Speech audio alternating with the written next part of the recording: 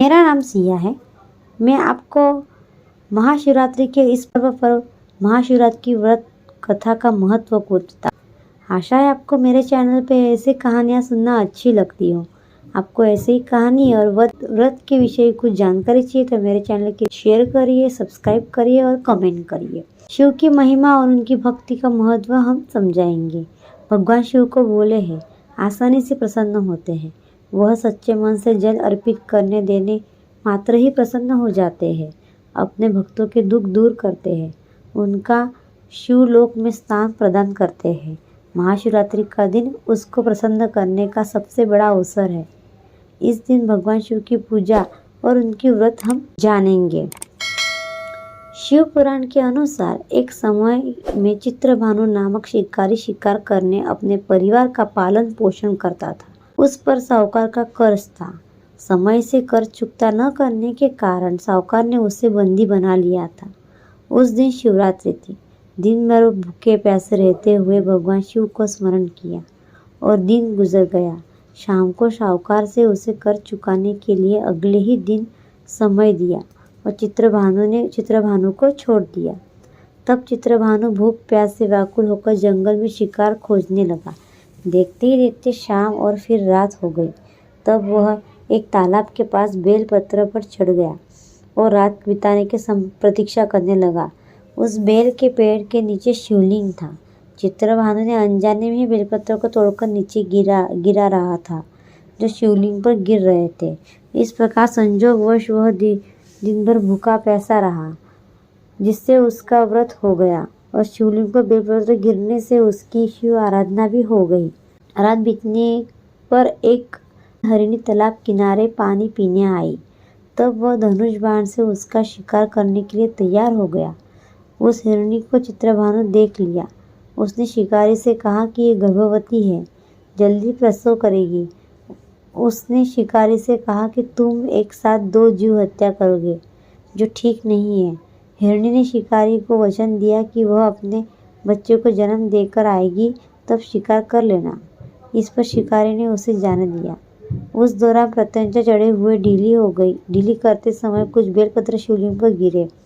प्रथम प्रहर की शिव पूजा हो गई। कुछ समय बाद एक और हिरणी वहां से जा रही थी। तब शिकारी खुश होकर उसके शिकार के लिए तैयार हो गया। तब हिरणी ने उससे निवेदन किया कि हे शिकारी, मैं थोड़ी ही देर में मृत्यु से निवृत्त हुई हूँ। कामतुर हिरणी हूँ, अपने प्रिय की खोज में भटक रही हूँ। मैं अपने पति से मिलकर शीघ्र ही तुम्हारे पास आऊँगी। तब शिकारी ने उसे जाने दिया। चित्रभानु ने शिकार न कर पाने से चिंतित था। रात्रि को आखिर पहर बीत रहा था। उस पर भी कुछ बेलपत्र टूटकर शिवलिंग पर गिरे, जिससे दूसरे पहर कर भी पूजा हो गई। तभी एक तीसरी हिरणी बच्चों के साथ वहां से जा रही थी। तब चित्रभानु ने उसका शिकार करने का निर्णय कर लिया। तब हिरणी ने उससे कहा, हे शिकारी, मैं इन बच्चों को इनके पिता से हवाले कर लौटूंगी। इस समय मुझे मत मारो। इस पर शिकारी ने कहा कि मैं वह मूर्ख नहीं हूँ, इससे पहले अपने 2 शिकार छोड़ चुका हूँ। उसका परिवार भूख प्यास से तड़प रहा होगा। वह हिरणी ने कहा, मेरा विश्वास करो, मैं इन्हें इसके पिता के पास छोड़कर तुरंत लौटने की प्रतिज्ञा करती हूँ। ऐसे करते हुए सुबह हो गई। अनजाने में ही शिकारी की शिवरात्रि की पूजा हो गई। उपवास और रात्रि का जागरण भी हो गया। इसी बीच ही हिरण वहां से जा रहा था।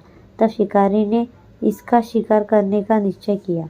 चित्रभानु ने प्रत्यंचा चढ़ाकर देखकर उसे हिरण का निवेदन किया कि यदि तुमने मेरे से पहले 3 हिरणी और उनके बच्चों का शिकार कर लिया हो तो उसे भी मार दो, ताकि उनके वियोग में मैं दुखी न होना पड़े। अगर उनको जीवदान दिया है तो मुझे कुछ के लिए जीवदान दो, उनसे मिलकर वह दोबारा यहाँ आ जाएगा। हिरण की बातें सुनकर शिकारी के मन में रात का पूरा घटनाक्रम सामने आ गया। उसने सारा घटनाक्रम हिरण को बताया। तब हिरण ने कहा, वे 3 हिरणी उसकी पत्नियां हैं। जिस प्रकार वो तीनों प्रतिज्ञाबद्ध होकर गई है, उसी मृत्यु से मैं अपने धर्म का पालन नहीं कर पाऊंगा। जिस प्रकार तुमने उन पर विश्वास करके उन्हें जाने दिया, वैसे ही उसे भी जाने दो। वह अपने परिवार के साथ जल्द ही यहाँ उपस्थित हो जाएगा। चित्रभानु ने उसे भी जाने दिया। शिवरात्रि का व्रत और पूजा होने से उसका मन निर्मल हो गया था। उसके अंदर भक्ति की भावना जागृत हो गई थी। कुछ समय बाद वह हिरण अपने दिए हुए वचन के कारण अपने परिवार के साथ शिकारी के सामने उपस्थित हो गया। उन जीवों की सत्यता, सात्विकता के प्रेम भावना देखकर चित्रभानु को आत्मग्लानि हुई और उसने हिरण के परिवार को जीवन दान दे दिया। અહીં शिवरात्रि का व्रत करने से चित्रभानु को मोक्ष मिला है। मृत्यु के बाद शिवगण उसे शिकारी को शिवलोक ले गए।